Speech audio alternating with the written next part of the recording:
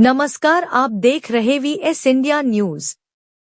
आज बात करते हैं चुनाव संग्राम की, क्योंकि इस समय चुनाव का बिगुल बज चुका है। मैदान में बड़े बड़े योद्धा अपनी अपनी ताकत आजमाने के लिए कूद पड़े हैं।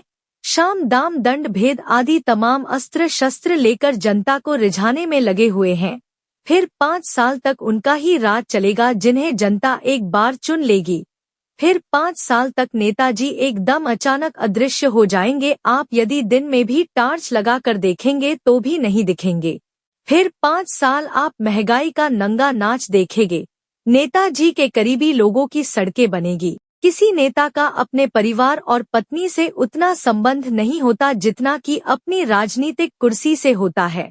खासकर चुनाव के आसपास तो नेताजी की यह कुर्सियोचित बीमारी अपने चरम पर होती है। कहते हैं कि तब उनकी पत्नी भी उनके साथ रहने से कतराने लगती हैं, क्योंकि उस समय उनके राजनीतिक पतिदेव पर हर आधे घंटे के बाद चीख चीख कर बोलने का दौरा पड़ने लगता है।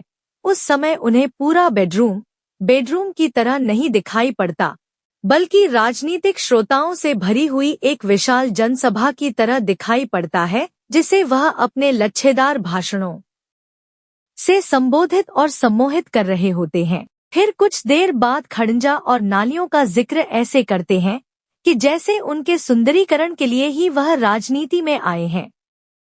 इतना ही नहीं, अगर उनके चुनावी क्षेत्र में इस बीच कोई व्यक्ति गुजर जाता है तो वह उसके घर जाकर उसके घरवालों से भी कहीं ज्यादा अपनी छाती पीट पीट कर ऐसे रोते हैं कि जैसे उनके किसी अपने की मृत्यु हो गई हो।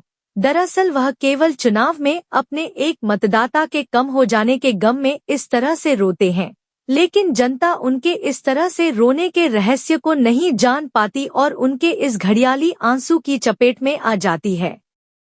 आपको खबर में सच्चाई नजर आई हो तो हमारे चैनल को लाइक और सब्सक्राइब करें। मिलते हैं छोटे से ब्रेक के बाद, तब तक बने रहें हमारे साथ।